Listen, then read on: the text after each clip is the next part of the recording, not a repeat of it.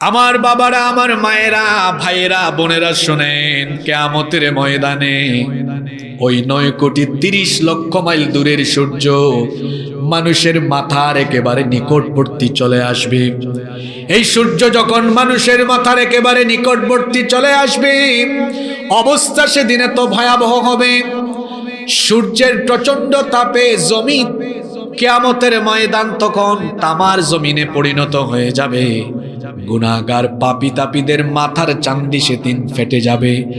মাথার চান্দি ফেটে মগজগুলো উতরাতে থাকবে। এই ভয়াবহ পরিস্থিতি আমি কোন উপমা দিয়ে আপনাদেরকে বুঝাবো আমি জানি না। মহিলারা যখন চুলায় ভাত রান্না করে পানি গরম হয়ে গেলে যেমন চালগুলো উতরাতে আরম্ভ করে, সেদিন কিয়ামতের ময়দানে সূর্যের প্রচন্ড তাপে গুনাহগারদের মাথার চান্দি ফেটে মগজগুলো উতরে উতরে গলে গলে বেয়ে বেয়ে পড়তে থাকবে। পাপী তাপী জাহান্নামী বেঈমানরা ঘর্মাক্ত হয়ে যাবে। কেউ হাঁটু পর্যন্ত ঘামাবে, কেউ কোমর পর্যন্ত, কেউ বুক পর্যন্ত, কেউ বা আবার ঘামের মধ্যে সাঁতরাতে থাকবে। মানসিক ভয়াবহ পরিস্থিতি সেদিন পর্যবেক্ষণ করবে। টিউবওয়েল নাই, নদী নাই, কুয়া নাই, সাগর নাই, হাউজে কাউসারের পানি ছাড়া সেদিন কোনো পানি নাই। পিপাসার যন্ত্রণায় মানুষের জিহবাটা বের হয়ে পাপী তাপী জাহান্নামী বেঈমানদের জিহবাটা বের হয়ে কুকুরের মতো নাভিস্থল পর্যন্ত ঝুলতে থাকবে। আল্লাহু আকবার। গাছপালা উদ্ভিদ কিছুই সেদিন থাকবে না, কেবলমাত্র আল্লাহর আরশের ছায়া থাকবে। সেই দিন রব্বুল আলামিন কিয়ামতের ময়দানে দয়া করে, অনুগ্রহ করে 7 শ্রেণীর মানুষকে ডেকে ডেকে ডেকে ডেকে তার রহমতের ছায়ায়, আরশের ছায়ার নিচে জায়গা দিবেন। পুরুষোচিত কণ্ঠে পুরুষ মানুষের মতো জবাব দিয়ে বলেন, আল্লাহ আরশের ছায়ার নিচে সেই দিন কয় শ্রেণীর মানুষকে জায়গা দিবেন? আরো জোরে বলেন, কয় শ্রেণী? ওই 7 কাতারের ভেতরে আমরা থাকতে চাই কি চাই না? আরো জোরে বলেন, থাকতে চাই কি চাই না? একটা দুইটা হাদিসের কিতাব নয়, বিখ্যাত হাদিসের অনেকগুলো গ্রন্থেই হাদিস বর্ণিত হয়েছে। বুখারী, মুসলিম, তিরমিজি, নাসাঈ, আবু দাউদ সহ অনেকগুলো হাদিসের গ্রন্থে এক যুগে এই হাদিস বর্ণিত হয়েছে। হাদিস বর্ণনাকারী সাহাবী হচ্ছেন, সর্বাধিক হাদিস যিনি বর্ণনা করেছেন, সাইয়্যিদুল মুহাদ্দিসিন আবু হুরায়রা রাদিয়াল্লাহু আনহু। তিনি বলেছেন, আল্লাহর হাবিব বলেছেন, সাবআতুন ইউযিল্লুহুমুল্লাহু ফি যিল্লিহি ইয়াওমা লা যিল্লা ইল্লা যিল্লুহু। 7 শ্রেণীর মানুষকে রব্বুল আলামিন কিয়ামতের সেই মহাবিভীষিকাময় দিনে তার আরশের ছায়ার নিচে জায়গা দিবেন, যেই দিন আল্লাহর আরশের ছায়া ছাড়া আর কোনো ছায়া থাকবে না। 1 নম্বর হচ্ছে আল ইমামুল আদিল, ন্যায়পরায়ণ শাসক। 2 নম্বর হলো ওয়াশাবুন নাশাআ ফি ইবাদাতিল্লাহ, ওই যুবক যে তার যৌবনকাল আল্লাহর ইবাদতে কাটিয়েছে। 3 নম্বর হলো রাজুলুন কলবুহু মুআল্লাকুন ফিল মাসাজিদ, মসজিদের সাথে যেই ব্যক্তির অন্তর, মসজিদের সাথে যে ব্যক্তির অন্তরের সম্পর্ক, অন্তরের টান থাকে। 4 নম্বর হলো রাজুলানি তাহাব্বান ফিল্লাহি ইজতামা আলাইহি ওয়া তাফাররাকা আলাইহি, যে ব্যক্তি আল্লাহর সন্তুষ্টির জন্য কাউকে ভালোবাসে, আবার আল্লাহর জন্য কারো সাথে সম্পর্ক ছিন্ন করে। 5 নম্বর হলো ওয়ারাজুলুন দাআতহু ইমরাআতুন যাতু মানসিবিন ওয়া জামাল, ওই ব্যক্তি যাকে কোনো সুন্দরী অভিজাত বংশীয় রূপসী মেয়ে তাকে যখন তার চরিতার্থ করার জন্য আহ্বান জানায়, আর সে যখন বলে ইন্নী আখাফুল্লাহ, আমি আল্লাহকে ভয় করি। 6 নম্বর হলো ওয়ারাজুলুন তাসাদ্দাকা বিসাদাকাতিন ফাআখফাহা হাত্তা লা তা'লামা শিমালুহু মা তুনফিকু বিয়ামিনিহি, ওই ব্যক্তি যার ডান হাত কি দান করেছে বাম হাত টেরও পায় না। 7 এবং সর্বশেষ হলো ওয়ারাজুলুন যাকারাল্লাহু খালিয়ান ফাফাদাত আইনা, ওই ব্যক্তি যে ব্যক্তির অন্তর আল্লাহর ভয়ে কম্পিত হয়ে, যে ব্যক্তির চক্ষু থেকে আল্লাহর আযাবের ভয়ে চোখের পানি ঝরে, সেই আল্লাহর ভয়ে ক্রন্দনকারী ব্যক্তি। এই হলো মোট 7 শ্রেণীর 7 ব্যক্তি। এই 7 শ্রেণীর ব্যক্তিকে রব্বুল আলামিন কিয়ামতের দিন তার আরশের ছায়ার নিচে জায়গা করে দিবে। কয় শ্রেণী?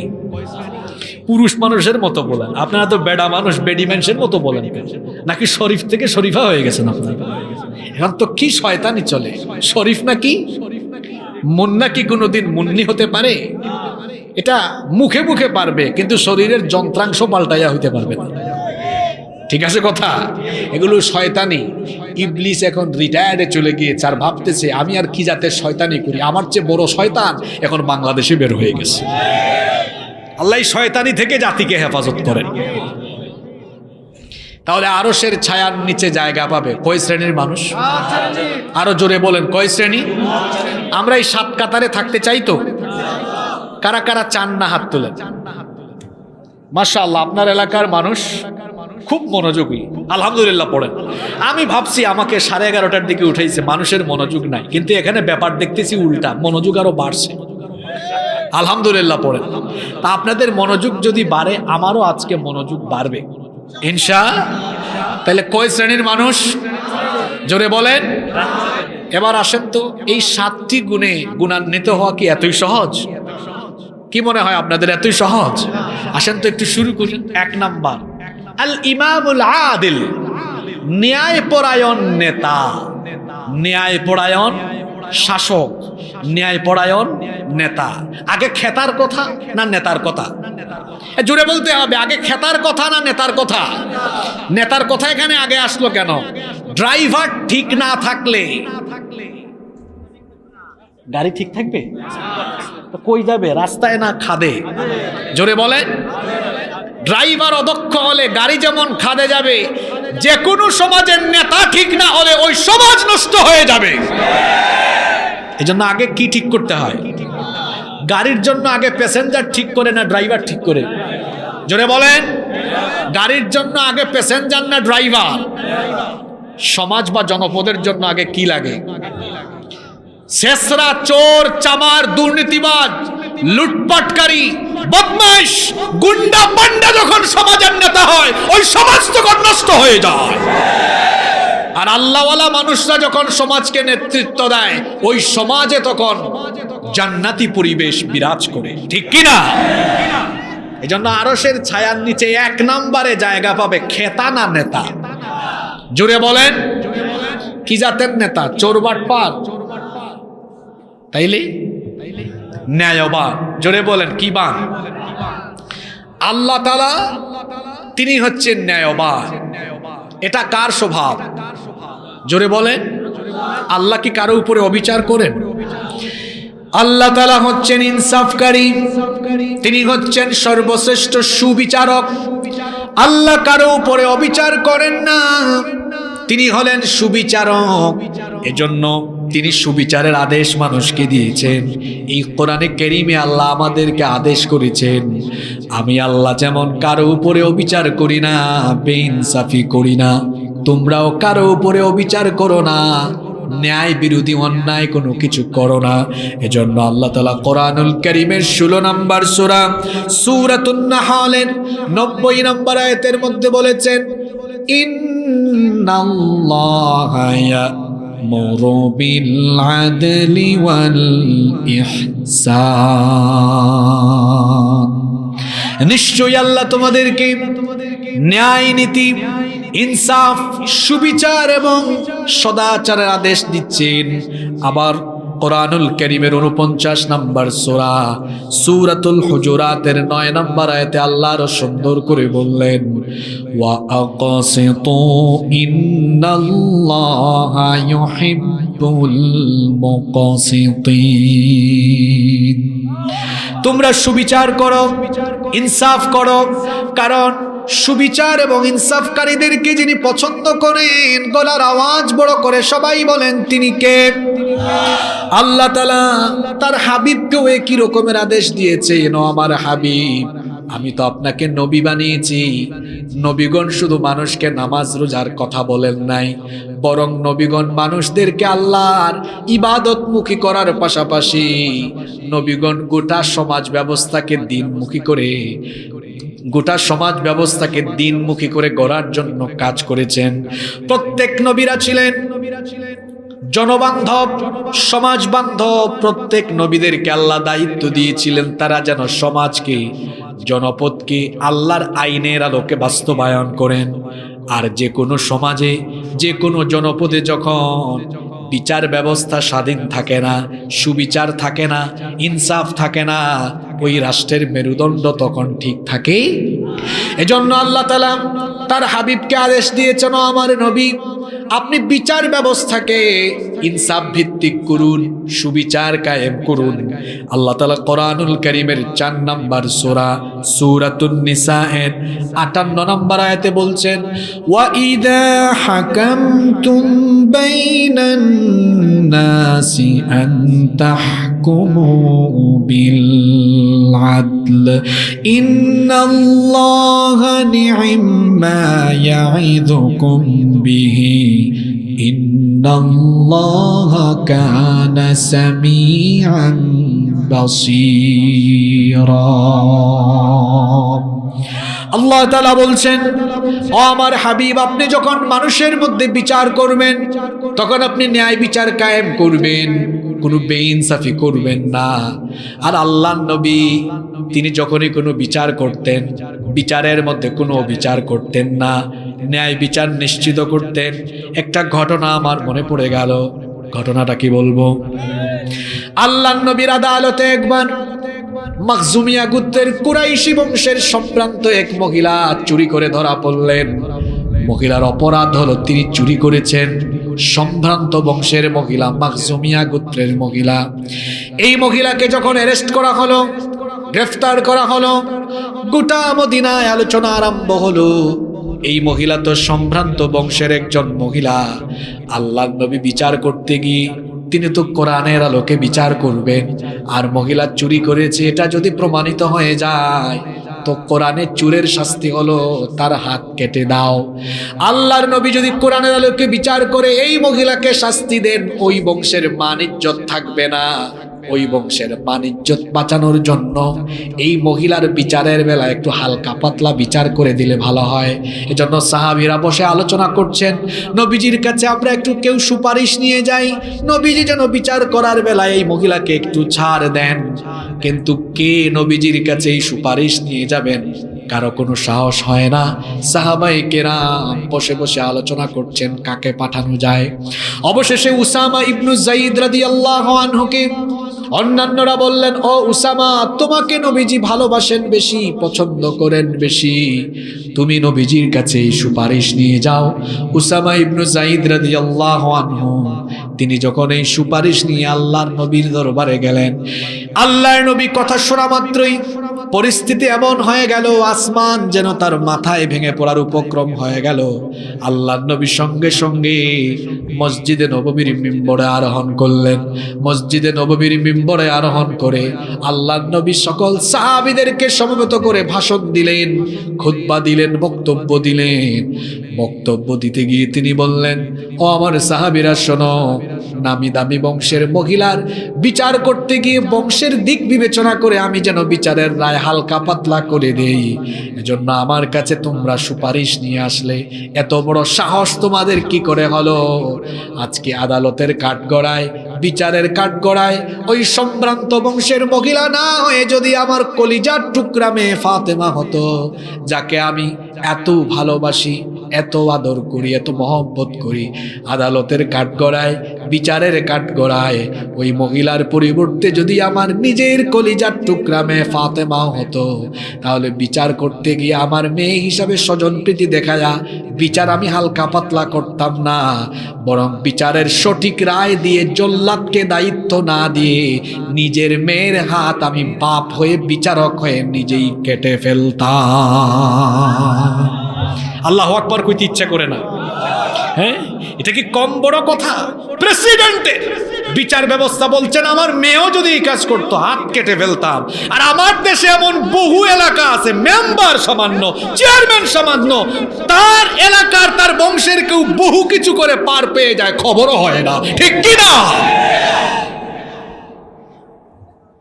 নিজের বেলায় ন্যায় বিচার ভুলে যায়।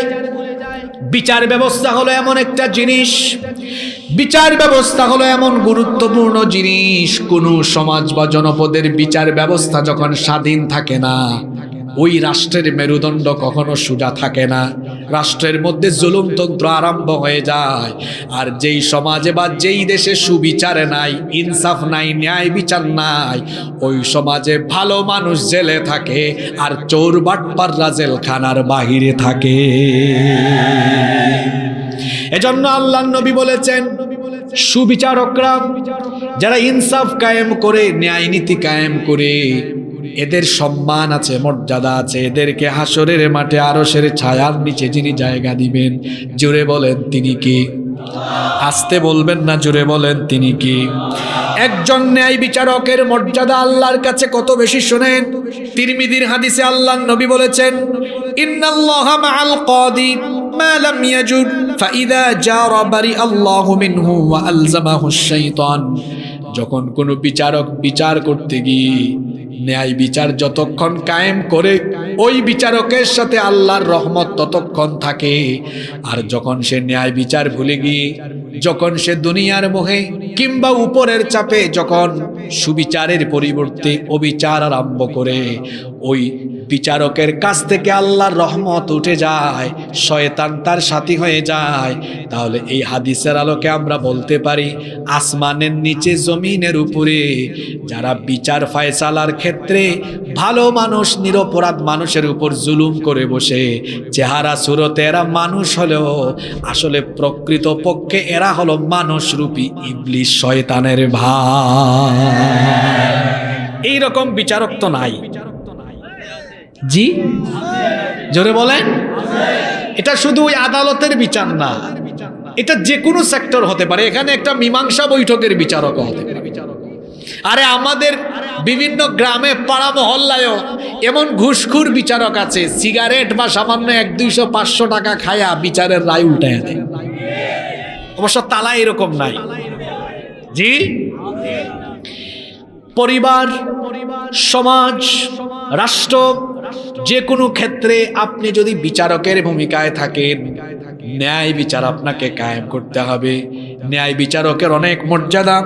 আল্লাহর নবী আরো বলেছেন, এই হাদিসটি মুসলিম শরীফে এসেছে, ইন্নাল মুকসিতিনা ইনদাল্লাহি আলা মানাবিরি মিন নূরিন আন ইয়ামিনির রহমানি আযজা ওয়া জাল। আল্লাহর নবী বলেছেন, ন্যায় বিচারকের এত মর্যাদা, কিয়ামতের মাঠে ন্যায় বিচারকদেরকে আল্লাহ তাআলার আরশে আজিমের ডান পাশে আল্লাহ তাদেরকে নূরের আসনে বসাবেন, সমাসীন করবেন। তাহলে ন্যায় বিচারকের মর্যাদা আল্লাহর কাছে কম না বেশি? আস্তে বলবেন না, জোরে বলেন, কম না বেশি? সুতরাং আরশের ছায়ার নিচে জায়গা পেতে হলে ন্যায় বিচার করতে হবে। এই ন্যায় বিচার শুধু আদালত বা বিচারকের চেয়ারে বসেই নয়, আপনার পরিবারেও আপনাকে ন্যায় বিচার করতে হবে। মহিলা প্যান্ডেলে যারা আছেন, অনেক মায়েরা আছেন, সন্তান লালন পালনে অনেকে ইনসাফ করে না। দেখা যায় অনেকে ছেলেকে আদর করে বেশি, মেয়েকে আদর করে কম। বড় ছেলে টাকা কামায় বেশি, ছোট ছেলে টাকা কামায় কম। যে টাকা কামায় বেশি তাকে আদর করে বেশি, যে টাকা কামায় কম তাকে আদর করে কম। এটা ইনসাফ না বেইনসাফ? আরো জোরে বলেন, ইনসাফ না বেইনসাফ? সুতরাং যে কোনো ক্ষেত্রে, যে কোনো সেক্টরে ইনসাফের বিপরীত করলেই আপনি জালিম হয়ে আল্লাহর আদালতে দাঁড়াতে হবে। আর ন্যায় বিচার করলেই সম্মান মর্যাদা যিনি বাড়িয়ে দিবেন, জোরে বলেন তিনি কি? এজন্য বিচার ফয়সালার ক্ষেত্রে ইনসাফ করতে হয়, বিচক্ষণতা দিয়ে বিচার করতে হয়। এখন অবস্থা যদি এমন হয়, বিচার করতে গিয়ে আপনি দলিল প্রমাণ দিয়েও সাক্ষ্যও পাচ্ছেন না, দলিল প্রমাণও পাওয়া যাচ্ছে না, বিচারকের আসনে আসেন, তখন আপনি কি করবেন? তখন আপনি আপনার মেধা খাটাবেন, বিচক্ষণতা এবং আপনার কৌশলের ভিত্তিতে বিচার করবেন। যেরকম বিচার করেছেন সাইয়েদনা সুলাইমান আলাইহিস সালাম। সুলাইমান আলাইহিস সালাম হলেন এমন একজন নবী যাকে আল্লাহ মাত্র 13 বছর বয়সে তার বাবার রেখে যাওয়া দাউদ আলাইহিস সালামের রেখে যাওয়া সিংহাসনে বসিয়ে গোটা পৃথিবী আল্লাহ তাকে দিয়ে শাসন করিয়েছে। সেই সুলাইমান আলাইহিস সালামের বিচারিক বিচক্ষণতা কেমন ছিল শুনেন। ঘটনা তো ছোট্ট, আরেকটা মনে পড়ছে, আমি কি বলবো? দুই মহিলা বিচার নিয়ে গিয়েছে দাউদ আলাইহিস সালামের কাছে। কার কাছে? বিচার কি, অভিযোগটা কি? দুই মহিলার দুই সন্তান এক জায়গায় ছিল। বাঘ এসে একটা সন্তানকে খেয়ে ফেললো, একটা খাইলো, বাকি আছে কয়টা? জোরে বলেন কয়টা? এখন গন্ডগোল বাঁধলো। দুই মহিলা দাবি করে যেটা বাকি আছে ওইটা তাদের দুজনেরই সন্তান। বেশ আছে না নাই? জোরে বলেন। দুই মহিলাই দাবি করতেছে এটা তাদের সন্তান। এখন সন্তানটা আসলে কার? দুইজনই তখন গিয়েছে দাউদ আলাইহিস সালামের কাছে। দাউদ আলাইহিস সালাম দুই মহিলার কাছ থেকে ঘটনা শুনে বললেন, যে মহিলার বয়স বেশি আমার বিচারের রায় তার পক্ষে। যে মহিলার বয়স্ক এই সন্তানটাও হচ্ছে ওই মহিলার বিচারের রায় দিয়ে দিলেন। দুই মহিলা বের হয়ে যাচ্ছে। যাওয়ার সময় দেখা হয়েছে দাউদ আলাইহিস সালামের ছেলে সুলাইমান আলাইহিস সালাম। তাকে আল্লাহ অসাধারণ বিচক্ষণতা দিয়েছেন। সুলাইমান আলাইহিস সালাম ওই দুই মহিলাকে বললেন, তোমরা এখানে কেন এসেছো? তারা ঘটনা শোনালেন। সুলাইমান আলাইহিস সালাম বললেন, বিচারটা তো আমার পছন্দ হয় নাই, এই বিচারের সানি আমি আবার করি, তোমরা দুইজন কি রাজি আছো নাকি? দুইজন বলল হ্যাঁ। তখন সুলাইমান আলাইহিস সালাম বললেন, একটা চাকু নিয়ে আসো, একটা ছুরি নিয়ে আসো। দুই মহিলা তখন বললেন, ছুরি কেন আনার কথা বললেন? তিনি বললেন, তোমরা দুইজনই যেহেতু দাবি করছো এটা তোমার সন্তান তো একটা দাবি করতেছো দুইজন, তো আমি একটু ইনসাফ করি, ন্যায় বিচার করে দেই। আমি ছুরি দিয়ে বাচ্চাটাকে দুই টুকরা করে দুইজনকে সমান সমান করে দুই টুকরা দিয়ে দিই, ইনসাফ হবে। এখন বলেন তো, যে মহিলার সন্তান ওই মহিলা কি কোনোদিন চাইবে নাকি তার সন্তানকে চোখের সামনে কাটা হোক? কথা বলছেন না কেন? আপনারা আমাকে আরো 1 ঘন্টা আগে উঠানো উচিত ছিল। সুর দিয়া মানুষ আটকানো যায় না, পেশাবকে আটকে দিতে পারবো? এত মজার ওয়াজ তো আরো আগে দিলে ভালো হতো, ঠিক কি না? ছুরি দিয়া দুই ভাগ করি। এখন বয়সে ছোট যেই মহিলা, ওই মহিলা বলতেছে, না না, কাটার দরকার নাই, কাটার দরকার নাই, ওই মহিলাকে সন্তান দিয়ে দেন, তাও কাটিয়েন না, আর বিচার করার দরকার নাই। সুলাইমান আলাইহিস সালাম বলেন, আমার বিচারের রায় আমি পেয়ে গিয়েছি, কারণ তোমার নিজের সন্তান বলে তুমি এটাকে চোখের সামনে ছুরি দিয়া কাটা দেখতে চাও না। তিনি বলেন, আমার বাবার বিচারের রায় ছিল ভুল, এখন আমি রায় দিচ্ছি সঠিক রায়। আমার রায় হলো বাচ্চাটা যার বয়স ছোট, ওই কম বয়সী মহিলার, এই জন্য নিজের চোখের সামনে তার বাচ্চাকে জবাই করা হোক বা দুই টুকরা হোক, এটা সে চায় না। সুবহানাল্লাহ পড়ে। এই ঘটনাটা কেন শোনালাম? একটা ভুল রায়, এর কারণে কিন্তু অবিচার কায়েম হয়ে যেতে পারে, আর একটা সঠিক রায়ের কারণে ইনসাফ কায়েম হয়ে যেতে পারে। পরিবারে, সমাজে বা রাষ্ট্রে যদি সুবিচারের পরিবর্তে অবিচার কায়েম হয়ে যায়, পরিবার, সমাজ বা রাষ্ট্রের মেরুদণ্ড ভেঙে ওই সমাজ বা রাষ্ট্রে বিশৃঙ্খলা কায়েম হয়ে যায়, আর কোন রাষ্ট্রে যখন সুবিচার থাকে না, ওই রাষ্ট্রে তখন জালিম আর স্বৈরাচারের উত্থান হয়ে যায়। পরিবেশ খারাপ, সব কথা ভেঙে বলা যাবে না, আকলমানকে ইশারা দিলেই চলে। তাহলে যেই সমাজে সুবিচার নাই, সেই সমাজে আলেম থাকে না জালেম থাকে? সেখানে ভালো শাসক থাকে না স্বৈরাচার থাকে? কিয়ামতের ময়দানে 1 নম্বরে আরশে আজিমের নিচে, ছায়ার নিচে জায়গা পাবে নেতা না খেতা? আরো জোরে বলতে হবে, কোন নেতা, কোন শাসক যারা মানুষের মধ্যে ন্যায় বিচার ইনসাফ কায়েম করে। আল্লাহ আপনি আমাদের সবাইকে ন্যায় নীতির গুণ দিয়ে গুণান্বিত করে দেন, বলেন আমিন। আরো জোরে বলেন আমিন। 2 নম্বর হলো, যুবক ভাইরা আছে না ঘুমাই গেছে? কি যুবকরা আছে না ঘুমাই গেছে? 2 নম্বর হলো ওই যুবক, ওয়াশাবুন নাশাআ ফি ইবাদাতিল্লাহ,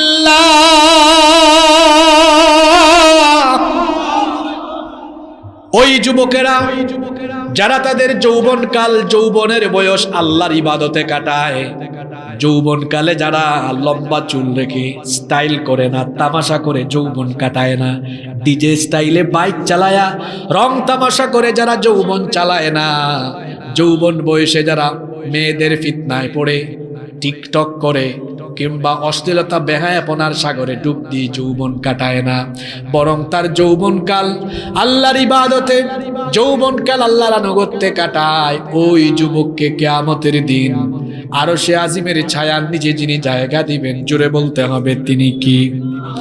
ও আমার যুবক ভাইয়েরা, আপনাদের এই যৌবনকাল হলো জীবনের শ্রেষ্ঠ গনিমত। এই যৌবনকাল হলো আল্লাহর দেওয়া দামি নেয়ামত। যৌবনকালকে বলা হয় মানুষের জীবনের স্বর্ণালী সময়। এই যৌবনকালে মানুষের শরীরে শক্তি থাকে কম না বেশি? জোরে বলেন, কম না বেশি? ও আমার যুবক ভাইয়েরা, এই মাঠের দিকে তাকান আপনারা, দেখেন চুল দাড়ি পেকে সাদা হয়ে গিয়েছে। এরকম বাবারাও একদিন আমাদের মতো ইয়াং ছিলেন, যুবক ছিলেন। আজকে যে তাদের চুল দাড়ি সাদা হয়ে গেল, পেকে গেল, বলেন তো তারা কি তাদের ধন সম্পদ দিয়ে কিংবা দুনিয়াবি ক্ষমতা দিয়ে তারা কি আর হারানো যৌবন, ফেলে আসা যৌবন কি আর ফিরে পাবেন নাকি? তাহলে বোঝা গেল যে যৌবন চলে যায়, সে যৌবন আর ফিরে আসে না। সুতরাং যৌবন যখন আছে, যৌবন যখন থাকবে, যৌবন থাকা অবস্থায় যৌবনের কদর করার দরকার আছে না নাই? কিন্তু বাস্তব অবস্থা হলো যখন আছে তখন সেটার দাম দেই না, করি তখন রং আর তামাশা। যৌবনকে আমরা যেভাবে কাজে লাগানো দরকার সেভাবে আমরা কাজে লাগাই না, রং তামাশা করে করে আমরা যৌবন কাটায় দেই। অথচ আল্লাহর নবী বলেছেন, ইখতানিম শাবাবাকা ক্বাবলা হারামিক, বুড়া হয়ে যাওয়ার আগে যৌবনকালকে তুমি তোমার জীবনের গনিমত মনে করো, যৌবনকালের কদর করো, যৌবনকালকে যথাযথভাবে কাজে লাগাও। প্রশ্ন হতে পারে, যৌবন আমি কিভাবে কাজে লাগাবো? যৌবন কাজে লাগানোর উপায় কি? যৌবন কাজে লাগানোর উপায় হলো যৌবন যিনি দিয়েছে তার কাছে এই যৌবনটা ওয়াকফ করে দেওয়া। গলার আওয়াজ বড় করে সবাই বলেন তো, আমাদের যৌবন যিনি দান করেছেন তিনি কি? যুবক ভাইয়েরা, keep in your mind, youth is not a gift given by your leader. যে নেতা খেতার সামনে পিছনে চামচামি করে করে গলার আওয়াজ তুমি ব্যয় করো, যে নেতাদের সামনে পিছনে ডানে বামে তুমি পাহারাদারের মতো ঘুরঘুর করো, যৌবন তোমার নেতার দেওয়া গিফট নয়, যৌবন আল্লাহর দেওয়া গিফট। তুমি ব্যাককলের মতো, বেকুবের মতো, এই বেনামাজি, ঘুষখোর, সুদখোর, মাস্তান, গুন্ডা নেতা খেতার জন্য তোমার যৌবন তুমি বিলীন করে দিয়েছো। তুমি ঘুরের মধ্যে আছো, অন্ধকারে আছো তুমি, তোমাকে আলোর কথা শোনাচ্ছি আমি। এই সব রং তামাশা বন্ধ করো, ফুটুং ফাটুং বন্ধ করো। যৌবনের বয়সে রং তামাশা না করে ভোরবেলা সূর্য ওঠার আগে মুয়াজ্জিন যখন বলে হাইয়া আলাস সালাহ, হাইয়া আলাল ফালাহ, মুয়াজ্জিন যখন আপনাকে শোনায় আসসালাতু খায়রুম মিনান নাওম, ঘুমের চেয়ে নামাজ উত্তম, তখন আপনি আল্লাহর আহ্বানে সাড়া দিয়ে দিনের শুরুতে আল্লাহকে একটা সাজদা দেন, ফজরের নামাজে চলে আসেন, আবার জোহর আজান হবে জোহরে চলে আসেন, আসর মাগরিব এশা 5 ওয়াক্ত আল্লাহকে সাজদা দিয়ে আল্লাহকে জানায়া দেন, আল্লাহ দেখো দেখো আমার যৌবনকাল কারো গোলামি করে আমি কাটাচ্ছি না, যৌবনকালে প্রতিটা দিন আমি 5 বার এসে গোলামি করছি। কার? আস্তে বলবেন না, জোরে বলেন কার? কোরআনে কারীমের তেলাওয়াত করেন, আল্লাহর প্রতিটি বিধান জীবনে মেনে চলেন। গোটা যৌবনকাল আল্লাহর ইবাদত আনুগত্য করে যদি কাটাতে পারে, আল্লাহ তাআলা বলেন, ও যুবক শোনো, কিয়ামতের ময়দানে তুমি যখন হাজির হবে, যখন সবাই পেরেশান থাকবে, যখন সবাই পেরেশান হয়ে দিক বিদিক ছুটাছুটি করবে একটু রহমতের আশায়, একটু দয়ার আশায়, একটু প্রশান্তির আশায়, ঠিক সেই দিনে তোমার মতো ইবাদত গোজার আল্লাহমুখী যুবককে আমি আমার আরশে আজিমের ছায়ার নিচে জায়গা করে দিব। ও যুবক ভাইয়েরা, এই যৌবনকে কার পথে ওয়াকফ করতে হবে? যুবকের আওয়াজ বুড়া মানুষের মতো হয় কেন? যুবক যুবকের মতো বলবে। এই যৌবন দিয়ে দিব কাকে? জোরে বলেন কাকে? পৃথিবীতে এই যুবকদের শক্তি দিয়ে ইসলাম প্রতিষ্ঠিত হয়েছে। আল্লাহর নবী যখন দিনের দাওয়াত আরম্ভ করেছেন, ইসলামকে শক্তিশালীকরণে, ইসলামকে প্রতিষ্ঠাকরণে যুবকরা তাদের শরীরে রক্ত দিয়েছে, জীবন দিয়েছে, শাহাদাতের নজরানা পেশ করেছে। আজ ফিলিস্তিন, চেচনিয়া, বসনিয়া, আরাকান, কাশ্মীর সহ গোটা পৃথিবীতে মুসলমানদের যে দুরাবস্থা, এই দুরাবস্থা থেকে বের হয়ে আসতে হলে মুসলিম উম্মাহ যুবকদেরকে ঐক্যবদ্ধ হয়ে তাদের শক্তিকে ইসলামের পক্ষে কাজে লাগাতে হবে। যদি তাদের সম্মিলিত শক্তিকে ইসলামের পক্ষে কাজে লাগানো যায়, পৃথিবীব্যাপী এক ইসলামের গণবিস্ফোরণ হবে, যেটা ঠেকাবার সাধ্য দুনিয়ার কারণই নয়। এজন্য যুবকদেরকে সিদ্ধান্ত নিতে হবে, আমাদের যৌবনের সবটুকু শক্তি সামর্থ্য আমরা যার পথে বিসর্জন দিব। জোরে বলেন তো তিনি কে? আরো জোরে বলেন তিনি কে? তাহলে আরশে আজিমের ছায়ায় জায়গা দিবেন কে? 3 নম্বর হলো রাজুলুন কলবুহু মুআল্লাকুন ফিল মাসাজিদ। আপনাদের ঘুম আসছে? মোনাজাত দিয়ে দিব? খুব সুন্দর একটা পয়েন্টে এসেছি, খারাপ লাগতেছে না তো? 3 নম্বর হলো রাজুলুন কলবুহু মুআল্লাকুন ফিল মাসাজিদ। যে ব্যক্তির অন্তর মসজিদের সাথে সম্পর্কিত, মসজিদের সাথে যার অন্তরের টান আছে, জুড়ে বলেন তো কিসের সাথে? আরো জুড়ে বলেন কিসের সাথে? মসজিদের সাথে যে ব্যক্তির অন্তরের টান আছে, ওই ব্যক্তিকে আরশের ছায়ার নিচে জায়গা দিবেন কে? সত্যি করে বলেন তো, মসজিদের প্রতি কি আপনাদের টান আছে নাকি? সত্যি আছে? ঠিক আছে, আসছে, ভালো কথা। চেয়ারম্যান সাহেব এসেছেন, আমরা খুশি না বেজার? তো বলছিলাম, মসজিদের সাথে যেই ব্যক্তির অন্তরের টান আছে, ওই ব্যক্তিকে আল্লাহ আরশে আজিমের ছায়ার নিচে জায়গা দিবেন। বলছিলাম সবাই একটু সত্যি করে বলেন তো, মসজিদের প্রতি টান আছে তো? সত্যি আছে তো? আমার ইমাম সাহেব ভাই এখানে হাজির। আমি ইমাম সাহেবকে বলে প্রশ্ন করে আপনাদেরকে শরম দিতে চাই না।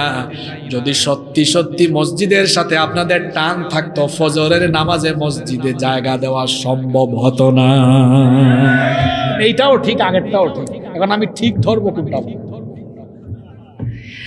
কথা বুঝেন নাই? বলেছি মসজিদের সাথে টান আছে কিনা? জি হুজুর আছে।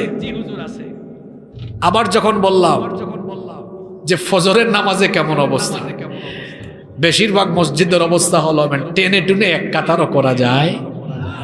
এটা ভালো লক্ষণ না খারাপ লক্ষণ? মসজিদের সাথে সম্পর্ক কেমন হওয়া চাই? মনোযোগ আছে তো? মনোযোগ দেন। আমাদের প্রিয় নবী, দয়ার নবী, মায়ার নবী, রাহমাতাল লিল আলামিন মুহাম্মাদুর রাসূলুল্লাহ সাল্লাল্লাহু আলাইহি ওয়াসাল্লাম মসজিদের সাথে তার সম্পর্কটা কেমন ছিল শুনেন। আল্লাহর নবী দুনিয়া থেকে চলে যাওয়ার কয়েকদিন আগে প্রচন্ড রকমের অসুস্থ হয়ে পড়লেন। এত অসুস্থতা, তিনি বিছানা থেকে উঠতে পারেন না, বিছানা থেকে উঠে বসতে পারেন না, একাকী দাঁড়াতে পারেন না, হাঁটা চলা করতে পারেন না। প্রচন্ড রকমের যখন অসুস্থতা তাকে ঘিরে ধরলো, সেই সময়ও আল্লাহর নবী কি করেছেন শুনেন। আম্মা জান আয়েশা রাদিয়াল্লাহু আনহার ঘরে নবীজি আছেন। তিনি বললেন, দুজন সাহাবীকে ডাকো, আমি ঘরে নামাজ পড়তে চাই না, মসজিদে যেতে চাই। আম্মা জান আয়েশা রাদিয়াল্লাহু আনহাকে বললেন, আয়েশা আমার গোসলের ব্যবস্থা করো, ওযুর ব্যবস্থা করো। আল্লাহর নবী এই অবস্থায় ওযু করলেন, গোসল করলেন, দাঁড়াতে পারেন না, একাকী হাঁটতে পারেন না। দুজন সাহাবীকে ডেকে এনে দুজন সাহাবীর কাঁধের উপরে ভর করে মসজিদে নববীতে হাজির হয়েছেন, নামাজে ইমামতি করেছেন, খুতবা দিয়েছেন। খুতবা দিতে গিয়ে আল্লাহর নবী সাহাবীদেরকে বলেছিলেন, আমার সাহাবীরা শোনো, আল্লাহ রাব্বুল আলামিন এই পৃথিবীর সকল সম্পদ দুনিয়ার একজন ব্যক্তিকে দিতে চেয়েছিলেন, আর সেই ব্যক্তি দুনিয়ার সকল সম্পদকে উপেক্ষা করে তার মালিকের সাথে দিদার লাভকে তিনি পছন্দ করেছেন, প্রায়োরিটি দিয়েছেন। আল্লাহর নবীর এই বক্তৃতা কেউ বুঝতে পারলেন না, কিন্তু আল্লাহর নবীর সবচেয়ে কাছের বন্ধু, বয়োবৃদ্ধ জ্ঞান বৃদ্ধ সাহাবী আবু বকর রাদিয়াল্লাহু আনহু আল্লাহর নবীর জবান থেকে এই বক্তৃতা শুনে বাচ্চা শিশুর মতো ক্রন্দন করে উঠলেন। তখন সাহাবীরা বললেন, ভাই আবু বকর, আল্লাহর নবীর কথা শুনে আপনি এত কাঁদেন কেন? নবীজি কান্নাকার কথা বললেন, কিন্তু আপনি কেন কাঁদছেন? কি মনে করে কাঁদেন? আবু বকর রাদিয়াল্লাহু আনহু তখন বললেন, আমার ভাইয়েরা, তোমরা কেউ বুঝতে না পারলেও আল্লাহর নবীর বক্তব্যের মর্মার্থ আমি বুঝতে পেরেছি। এই পৃথিবীর সমুদয় সম্পদ তো আল্লাহ তার নবীকেই দিতে চেয়েছিলেন। তিনি সবকিছু বাদ দিয়ে মালিকের সঙ্গে দিদার লাভকে পছন্দ করেছেন। তার মানে হলো আল্লাহর নবী আমাদের মাঝে বেশি দিন আর থাকবেন না, তিনি দুনিয়া ছেড়ে চলে যাবেন। আমরা নবী থেকে মাহরুম হয়ে যাব, এতিম হয়ে যাব। এই জন্য নবীজির বিয়োগ আমি কিভাবে সহ্য করব? মাথায় আসা মাত্রই আমি চোখের পানি ধরে রাখতে পারলাম না, বুকটা ফেটে যাওয়ার মতো অবস্থা আমার হয়েছে। আল্লাহর নবী সেদিন নামাজে ইমামতি করলেন, ঘরে গেলেন। সেই দিন তিনি মাগরিবের নামাজেও ইমামতি করলেন। আল্লাহর নবীর প্রচন্ড জ্বর বেড়ে গেল, মাথা ব্যথা বেড়ে গেল। আল্লাহর নবীর এমন অবস্থা, ঘরের মধ্যে যাওয়ার পরে বেহুশ হয়ে গেলেন। এই রকম অবস্থার মধ্যে এশার আজান হয়ে গেল। নবীজির হুশ আসলো, জিজ্ঞেস করলেন, আয়েশা এখন কোন সময়? আম্মা জান আয়েশা রাদিয়াল্লাহু আনহা বললেন, নবী গো এখন এশার সময়। মসজিদে নববীতে বিলাল আজান দিয়েছে, সাহাবীরা অপেক্ষা করছেন আপনি যাওয়ার জন্য, আপনি গেলেই নামাজের জামাত আরম্ভ হবে। আল্লাহর নবী তখন বললেন, আয়েশা গো ঘরে আমার মন বসে না, মসজিদে যেতে চাই, অজুর পানির ব্যবস্থা করো। আম্মা জান আয়েশা রাদিয়াল্লাহু আনহা অজুর পানি আনতে গেলেন। আল্লাহর নবী বেহুশ হয়ে আবারও পড়ে গেলেন। ও তালার মানুষেরা শুনেন, মসজিদের সাথে সম্পর্কটা কেমন থাকা চাই। আম্মা জান আয়েশা রাদিয়াল্লাহু আনহা এসে দেখলেন নবীজি বেহুশ হয়ে গেলেন। কিছুক্ষণ পরে নবীজির হুশ আসলো। আল্লাহর নবী বললেন, ও আয়েশা নামাজ কি শেষ হয়ে গেল নাকি? আম্মা জান আয়েশা রাদিয়াল্লাহু আনহা বললেন, না গো নবী, এখনো নামাজ শেষ হয় নাই, সাহাবীরা তো আপনার অপেক্ষায়। নবীজি যখন ওযু আরম্ভ করতে যাবেন, আবারও তিনি বেহুশ হয়ে পড়ে গেলেন। কিছুক্ষণ পরে হুশ আসলো। আল্লাহর নবী এবার আবার ওযু করলেন। ওযু করে যখন রওনা দিতে যাবেন, আবার তিনি বিছানায় বসে গেলেন, যেতে পারলেন না। নবীজি বুঝতে পারলেন আর তার দ্বারা মসজিদে নববীর ইমামতির জায়গায় গিয়ে দাঁড়ানো সম্ভব না। আল্লাহর নবী তখন বললেন, আয়েশা আমার মনে হয় আমি আর মসজিদে গিয়ে ইমামতি করতে পারবো না, তোমার পিতা আবু বকর রাদিয়াল্লাহু আনহুকে বলো আমার যায় নামাজে আজকে দাঁড়িয়ে যেতে। আয়েশা রাদিয়াল্লাহু আনহা তখন বললেন, ওগো আল্লাহর নবী, আল্লাহর কসম করে বলছি আমার বাবা বড় নরম দিলের মানুষ, আপনার যায় নামাজে তিনি দাঁড়ালে স্থির থাকতে পারবেন না। আপনি ওমর রাদিয়াল্লাহু আনহুকে আদেশটা করেন, কারণ ওমর নরম না গরম, কঠিন হৃদয়ের মানুষ, তিনি হয়তো দাঁড়াতে পারবেন, আমার পিতাকে বলবেন না। আল্লাহর নবী বললেন, আয়েশা গো আমার সবচেয়ে কাছের বন্ধু হলো আমার আবু বকর, সে আমার হিজরতের সাথী, আমার দুঃখের দিনের সাথী, সুখের দিনেরও সাথী। আমি আদেশ করেছি আমার আবু বকরকে বলো আমার যায় নামাজে দাঁড়িয়ে ইমামতি করার জন্য। এই আদেশ যখন আবু বকর রাদিয়াল্লাহু আনহু পেলেন, তখন আবু বকর রাদিয়াল্লাহু আনহুর ইমামতিতে মসজিদে নববীতে নামাজ শুরু হয়ে গেল। আবু বকর রাদিয়াল্লাহু আনহু বাচ্চা শিশুর মতো ক্রন্দন করছেন, নামাজে তিলাওয়াত করছেন আর কাঁদছেন। পেছনে সাহাবীরাও কান্না করছেন। সেই দিন মসজিদে নববীর প্রতিটি কাতার থেকে শুধু কান্নার আওয়াজ শোনা যায়, কান্নার আওয়াজ শোনা যায়।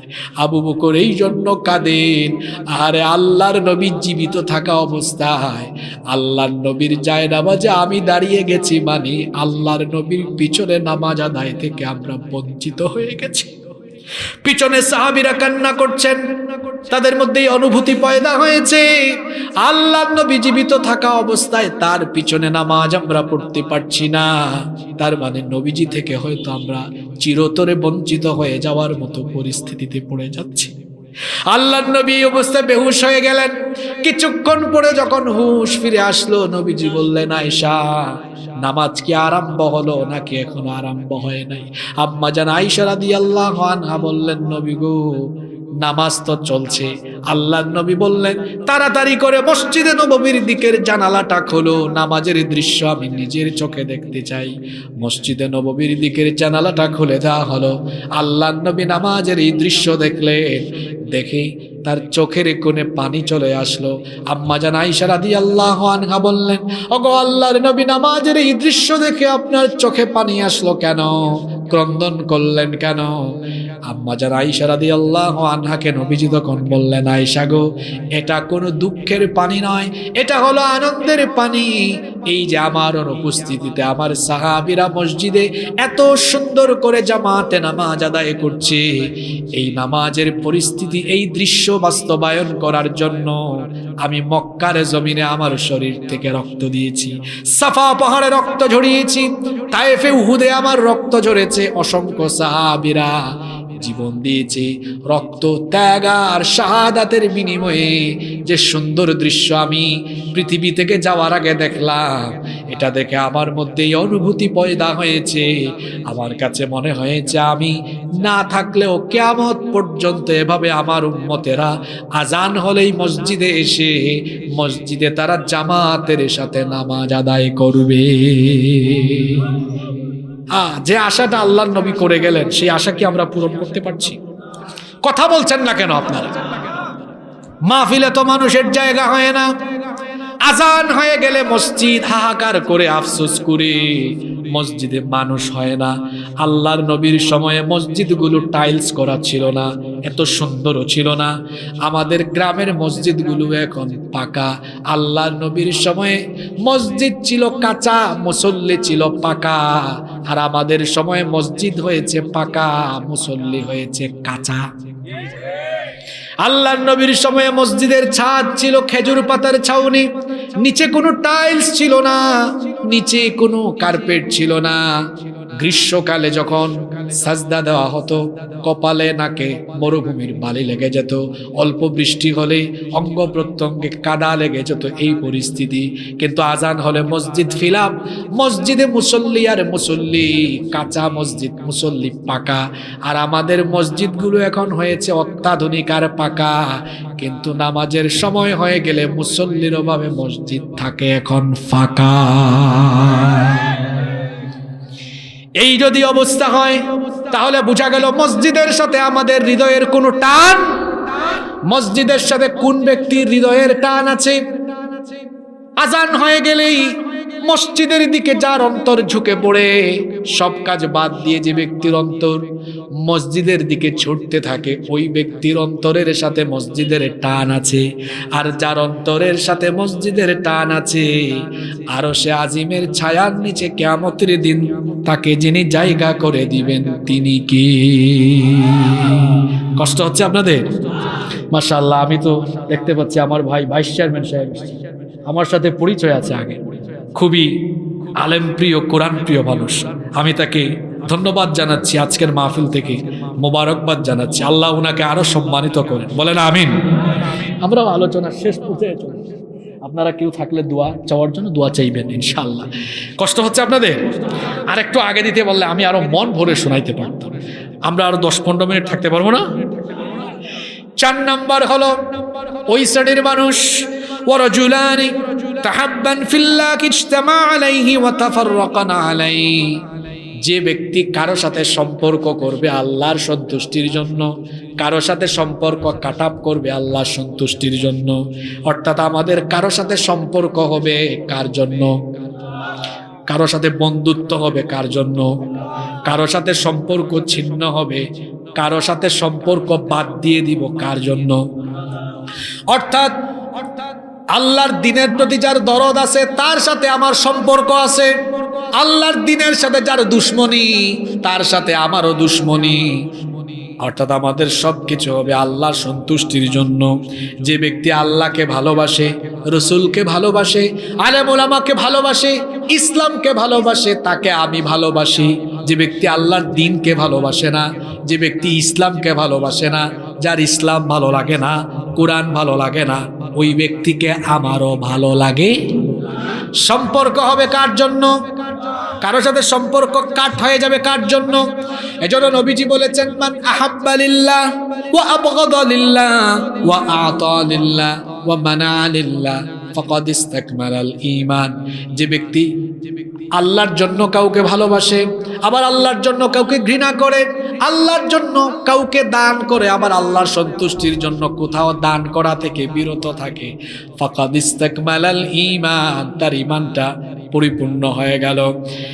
কোন ব্যক্তিকে আমি দান করব, সহযোগিতা করব, আমি কারো সাথে সম্পর্ক তৈরি করব আল্লাহকে খুশি করার জন্য, আবার কারো সাথে আমার সম্পর্কই থাকবে না, সে যদি আল্লাহর দ্বীনের দুশমন হয়ে থাকে, আলেম ওলামার দুশমন, ইসলামের দুশমন হয়, তার সাথে আমার কোনো সম্পর্ক।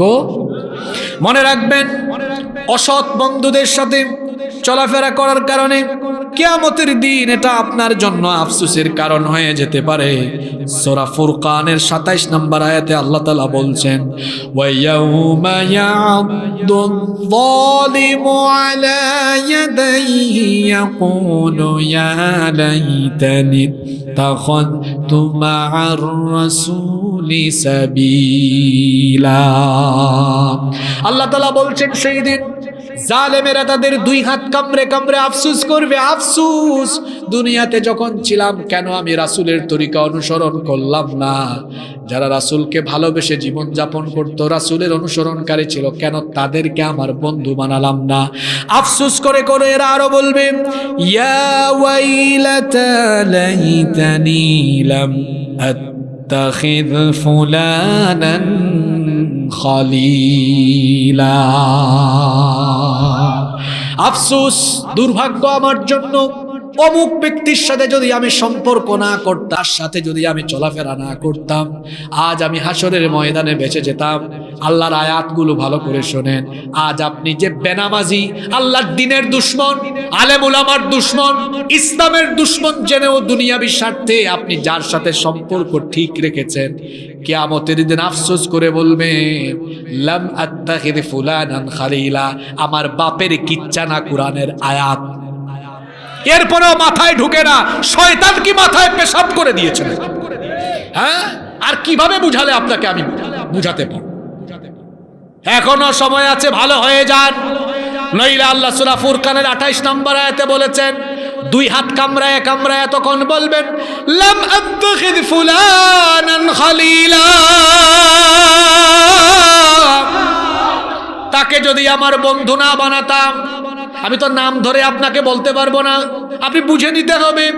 যেই ব্যক্তি আল্লাহর দ্বীনের দুশমন, কোরআনের দুশমন, ইসলামের দুশমন, তার সাথে সখ্যতা, তার সাথে বন্ধুত্ব, হাসরের মাঠে বলবেন, হায় হায় যদি তার সাথে না চলতাম বাঁচতাম, তার সাথে ছিলাম বলে আজকে মরলাম, ঠিক কি না? সুতরাং হাসরের মাঠে জিল্লতির আগে দুনিয়াতে থাকাকালীন ভালো হয়ে যাওয়ার একটা সুযোগ আমার কাছে আছে না নাই? এজন্য আল্লাহর নবী বলেছেন, কাউকে ভালোবাসো আল্লাহর সন্তুষ্টির জন্য, যেমন আমাকে আপনারা ভালোবাসবেন কার জন্য? আবার আমি যদি আল্লাহ রসুলের পথ থেকে বিচ্যুত হয়ে যাই, আমাকে আপনারা ঘৃণাও করবেন কাকে খুশি করার জন্য? তার মানে বোঝা গেল আমাদের সম্পর্ক হবে বা সম্পর্ক ছিন্ন হবে কার জন্য? এই ব্যক্তিদেরকে কিয়ামতের দিন আরশে আজিমের ছায়ার নিচে যিনি জায়গা দিবেন, জুড়ে বলেন তিনি কি? 5 নম্বরে হলো সেই ব্যক্তি, ওয়ারাজুলুন দাআতহু ইমরাআতুন যাতু মানসিবিন ওয়া জামাল। ওই যুবক যাকে কোনো অভিজাত বংশীয় সমৃদ্ধ বংশের কোন সুন্দরী রূপসী নারী তাকে যখন কুপ্রস্তাব দিল, আর সেই যুবক তখন বলল, ইন্নী আখাফুল্লাহ, আমি তোমার রূপ সৌন্দর্যের চাইতে আল্লাহকে বেশি ভয় করি। আল্লাহকে ভয় করে জিনা থেকে, বেবিচার থেকে, সুন্দরী নারী, সুন্দরী মেয়ের ফিতনা থেকে নিজের চরিত্রকে সেভ করলো। ওই যুবককে আরশে আজিমের ছায়ার নিচে জায়গা দিবেন কে? যুবক, এটা তোমার জন্য বড় চ্যালেঞ্জের ব্যাপার, কারণ তোমার চরিত্র এমন, রাস্তা দিয়ে একটা সামান্য সুন্দরী মেয়ে হেঁটে গেলে তুমি তোমার বন্ধুকে বলো, বন্ধু কি দেখলাম, মাথা ঠিক নাই। তার মানে তোমার মন মানসিকতায় সমস্যা আছে, চরিত্রে ঝামেলা আছে। ও আমার যুবক ভাইয়েরা, চরিত্র বানাতে হবে ইউসুফ আলাইহিস সালামের মতো। তুমি আর কি হ্যান্ডসাম যুবক, তুমি আর কি সুন্দর, তুমি আর কি কিউট বয়। ইউসুফ আলাইহিস সালাম, যাকে আল্লাহ তাআলা দুনিয়ার অর্ধেক সৌন্দর্য দিয়েছেন, সুবহানাল্লাহ। এই দুনিয়ার অর্ধেক সৌন্দর্য আল্লাহ তাআলা তার নবী ইউসুফ আলাইহিস সালামকে দান করেছিলেন, যাকে দেখে মিশরের সেই যুগের সুন্দরী মেয়েরা ফল কাটতে গিয়ে তাদের হাতের আঙ্গুল কেটে ফেলেছে, টেরও পায় নাই। সুবহানাল্লাহ। ইউসুফ আলাইহিস সালাম যেই ঘরে লালিত পালিত হয়েছেন, বড় হয়েছেন, সেই ঘরের সুন্দরী নারী জুলাইখা তার চোখের সামনে ইউসুফ আলাইহিস সালামকে দেখে দেখে তার রূপে মুগ্ধ হয়ে পাগল পাড়া হয়ে গেল। একদিন সে নির্জনে তার দাসীর মাধ্যমে ইউসুফ আলাইহিস সালামকে তার খাস কামরায়, তার বেডরুমে আমন্ত্রণ করলো। 7টি দরজা ছিল, সবগুলো দরজা লক করে দিল, তালা লাগিয়ে দিল। তারপরে বলল, ইউসুফ, এই ঘরে আসতে 7টা দরজা আছে, সব দরজা লক করে দিয়েছি, চাবি আমার কাছে, কেউ এখানে আসবে না। তুমি আমি এই ঘরে যা করব কেউ দেখবে না, কোনোদিন জানবেও না। আসো, আমার কামনা বাসনা পূরণ করো, আমার এই ইচ্ছা তুমি পূরণ করো। ইউসুফ আলাইহিস সালাম তখন দুষ্ট নারী জুলাইখাকে বললেন, কি নির্বুধের মতো তুমি কথা বলো, তুমি বলছো কেউ এখানে দেখবে না, জানবে না। কেউ যদি এখানকার এই রুমের কাজ কারবার নাও দেখে, নাও জানে, একজন সব দেখেন, সব জানেন, তিনি কি? আমি ওই আল্লাহকে ভয় করি, আমি তোমার এই কুপ্রস্তাব মেনে নিতে পারি না। জুলাইখার এই কুপ্রস্তাব তিনি রিজেক্ট করলেন, প্রত্যাখ্যান করলেন। তিনি জানেন দরজাগুলো বন্ধ, দরজাগুলো লক করা, কিন্তু তারপরেও আল্লাহর ভয়ে, আল্লাহকে রাজি খুশি করার জন্য ওই তালা লাগানো দরজাগুলো দিয়ে তিনি যখন একটা দৌড় মারলেন, আল্লাহ তাআলা খুশি হয়ে গিয়ে 7টি দরজা, সবগুলো দরজার তালা আল্লাহ তার কুদরত দিয়ে খুলে দিয়ে ইউসুফ আলাইহিস সালামের জন্য সব দরজা আল্লাহ ওপেন করে দিলেন। এটার নাম ইউসুফী চরিত্র। আমার যুবক ভাইদেরকে এরকম চরিত্র বানাতে হবে। তুমি বিয়ের আগে কত ঘাটের পানি খাও, তোমার বউও তুমি ভালো পাবা না, তোমার চরিত্রতে ঝামেলা আছে। আর যারা কলেজে বিশ্ববিদ্যালয়ে পড়াশোনা করো, তাদেরকে বলছি, পড়াশোনাকালীন সময়ে মেয়েদের পিছনে ঘুরঘুর করো না, এটা অসভ্য ছেলেদের কাজ। তুমি এই বয়সে পড়াশোনায় মনোযোগী হও, চরিত্র ঠিক করো। তোমার কেরিয়ার ভালো হলে, চরিত্র যদি ঠিক হয়, এই তালার হাজার হাজার সুন্দরী মেয়ের বাপ তোমার কাছে মেয়ে বিয়ে দেওয়ার জন্য তোমার পিছে ঘুরঘুর ঘুরঘুর করবে। তুমি অসভ্য ছেলের মতো মেয়েদের পিছনে ঘুরঘুর করো, নিজের চরিত্র ঠিক করো, তাহলে তোমার পিছে মানুষ ঘুরবে। নিজেকে ওই যোগ্যতায় নিয়ে যাও, আল্লাহ সব যুবকদেরকে কবুল করেন। 6 নম্বর হলো ওই ব্যক্তি, ওয়ারাজুলুন তাসাদদাকা বিসাদাকাতিন ফাআখফাহা হাত্তা লা তা'লামা শিমালুহু মা তুনফিকু বিয়ামিনিহি। যেই ব্যক্তির ডান হাত কি দান করলো, বাম হাতও তার খবর পেল না। মানে যে ব্যক্তি গোপনে গোপনে দান সৎকা করে, হাত দান সৎকা প্রকাশ্যেও করতে হয়, গোপনে গোপনেও করতে হয়, দুটাই ভালো। কিন্তু প্রকাশ্যে দান সৎকা করলে কোনো ক্ষতি নাই, বরং মনের উদ্দেশ্য যদি এটা থাকে, আমি প্রকাশ্যে দান করলে আমাকে দেখে আরো বহু মানুষ উদ্বুদ্ধ হবে, কোনো অসুবিধা নাই। কিন্তু যদি মনের নিয়ত থাকে এটা আমি দিলে মানুষ জানবে, মানুষ জানবে, এই নিয়তে দিলে সেটা হয়ে যাবে রিয়া, এই দান আর কবুল হবে। কিন্তু মানুষকে উদ্বুদ্ধ করার জন্য আর আল্লাহ সন্তুষ্টির উদ্দেশ্যে দিলে, আমার মনের খবর আপনি জানেন না, আপনার মনের খবর আমি জানি না, কিন্তু সবার মনের খবর জানেন কে? প্রকাশ্যে দান করার পাশাপাশি গোপনে গোপনেও দান করবেন। গোপনে গোপনে আপনি মানুষকে সহযোগিতা করবেন। আমাদের সমাজে আমাদের অনেক অসহায় ভাই বোন আছে না নাই? মসজিদে মাদ্রাসায় তো আমরা দান করি, সেটা ভালো কথা, কিন্তু মসজিদ মাদ্রাসায় দানের পাশাপাশি আমার পাড়ার, আমার এলাকার, আমার গ্রামের, আমার সমাজের অনেক অভাবী অসহায় মানুষ আছে, গোপনে গোপনে তার পাশে দাঁড়ানোর সুযোগ আমার আছে না নাই?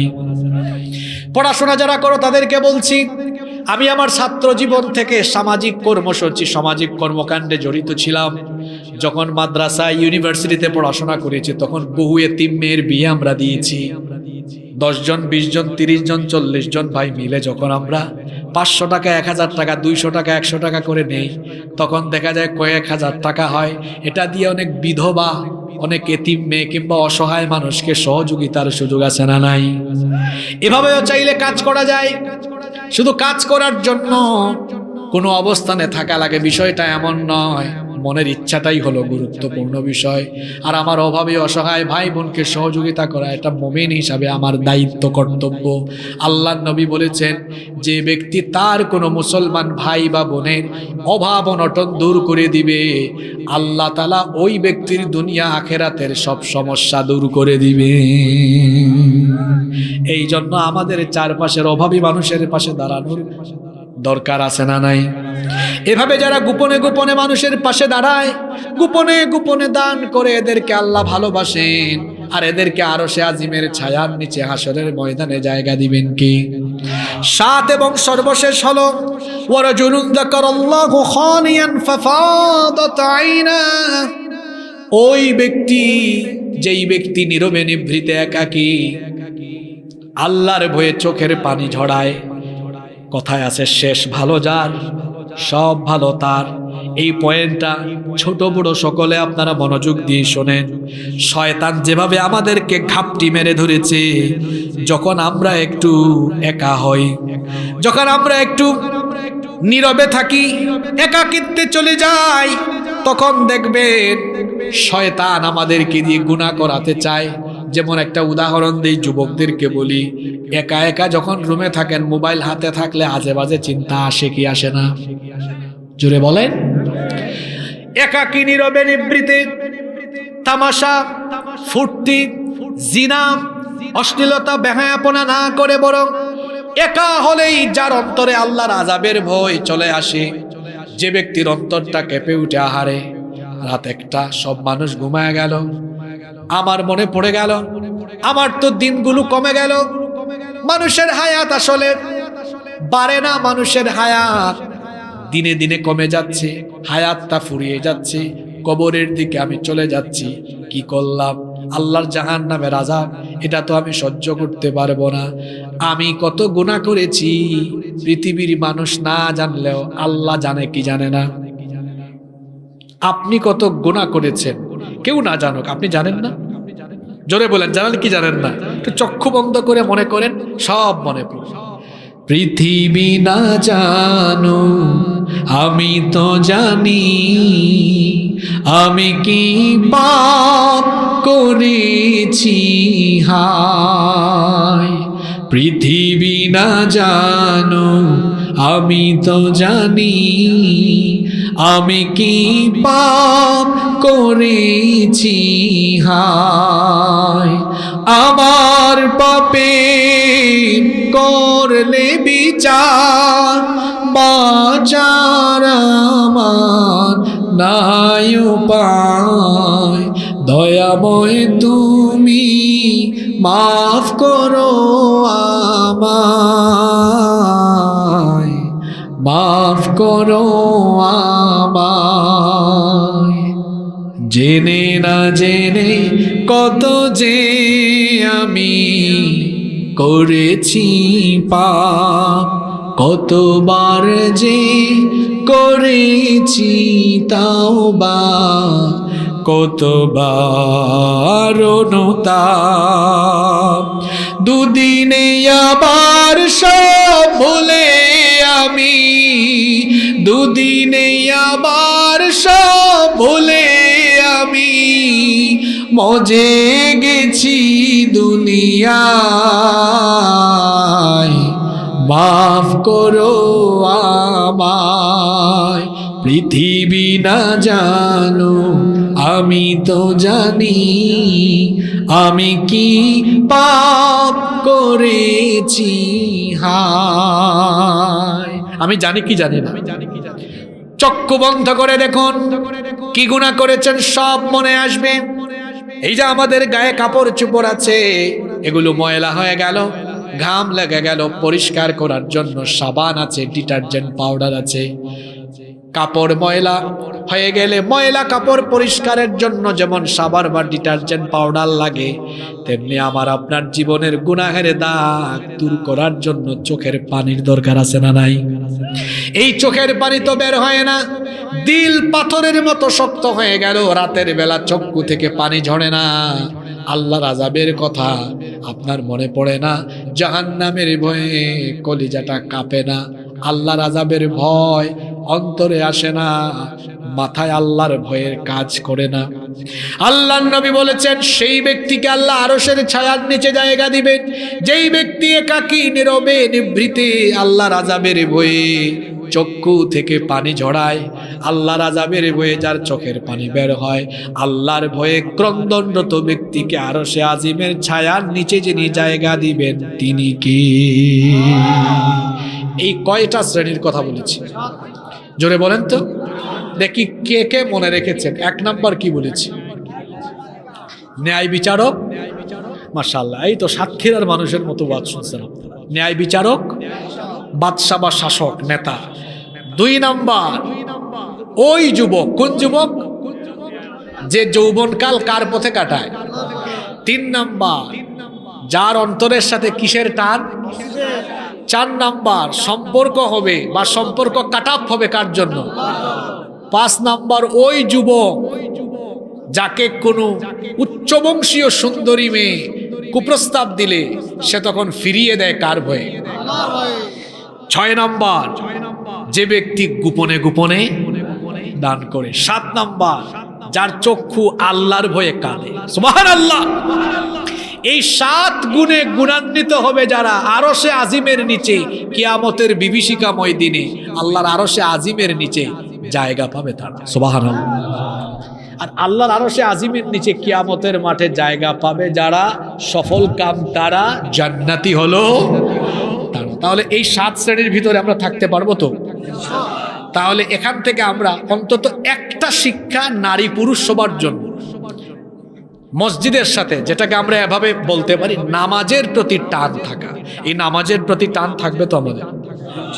নাকি আজান হলে খবর থাকবে না?